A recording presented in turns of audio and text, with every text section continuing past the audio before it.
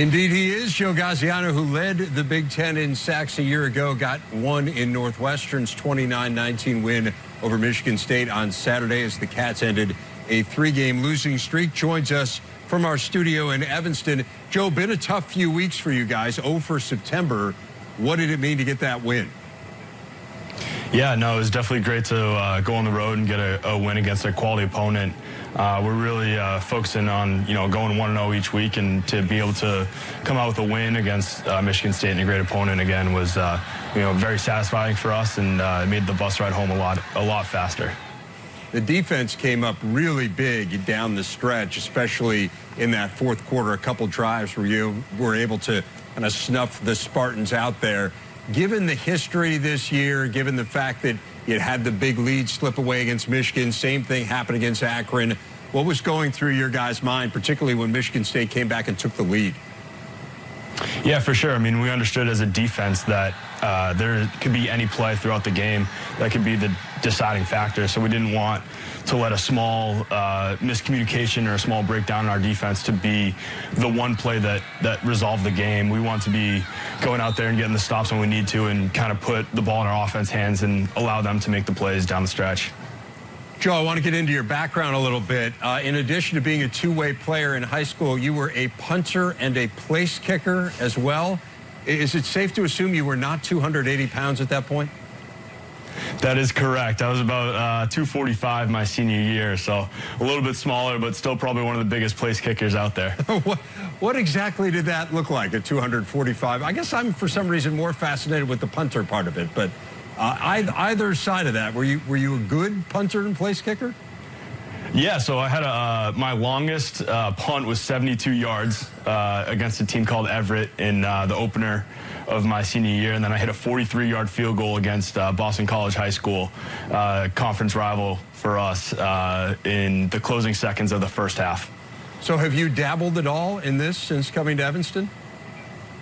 Occasionally. I don't really try to get in the way of the guys who have that as a full-time job, because they're a lot better than I am. But occasionally I'll go and kick a few just to relive the glory days. Now, you mentioned you're from the Boston area. Your father sits on the Massachusetts Supreme Court. Is it fair to say it's challenging to win household arguments? That is very fair to say. I don't think I won a single one growing up. Do you attempt them at this point, or does he just kind of intimidate you to the point where you're not even arguing with the guy? Yeah, we get along a lot more now that I'm out of the house and playing college football. He's a big supporter of mine. I haven't played a football game my entire life where he wasn't in attendance. So aside from being a Supreme Court justice, he's also a big-time Cats fan. Well, let's get back to the Wildcats. And you guys had some really tough news a few weeks ago. Jeremy Larkin, who was the leading rusher on the team, one of the leading rushers in the Big Ten, announced that he had to retire due to a medical condition. What was it like when you got that news? Yeah, it was shocking for me. I had no idea that he was going through the condition that he was going through. Really fortunate that he's still able to walk today, because that might not be the case if you continued playing football. But I'm really proud of him for stepping up and making that decision on his own, and going through the process with the medical doctors and professionals and seeking help when he needed to. But for me, I'm just happy for him that he's starting a new chapter in his life, and he was very emphatic about the fact that it's not over for him, and he still has a beautiful life ahead of him, and hopefully one day down the road he's playing football with his kids in his backyard, which is a blessing. And you just got to count your blessings every day. The fact that I'm still able to go out and play on Saturdays and go to practice, Monday through Friday, is a blessing for me.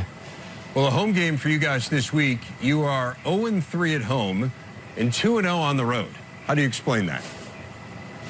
Yeah, it's one of those things you can't really explain. I just think, this Saturday we need to protect our own turf and execute better down the stretch, and make sure that we are not letting people gain yards in our own stadium like they have in the past.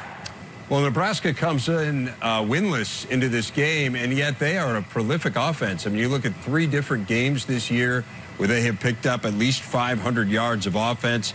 In terms of offense, they'll be the second most prolific team you've faced this year, behind only Purdue. What's the biggest challenge as you watch them on film? Yeah, definitely. They're a very dynamic offense. They have a lot of great skill players. Their quarterback, he's young, but he can make a lot of plays. He's very talented. They got great wide receivers, too, that they love to get the ball to out in space. And I think they put together great game plans against the defenses that they play. So it brings a lot of challenges for us in trying to contain the quarterback and make sure he doesn't get out and scramble for yards. But also our secondary is going to have their hands full with a great receiving core.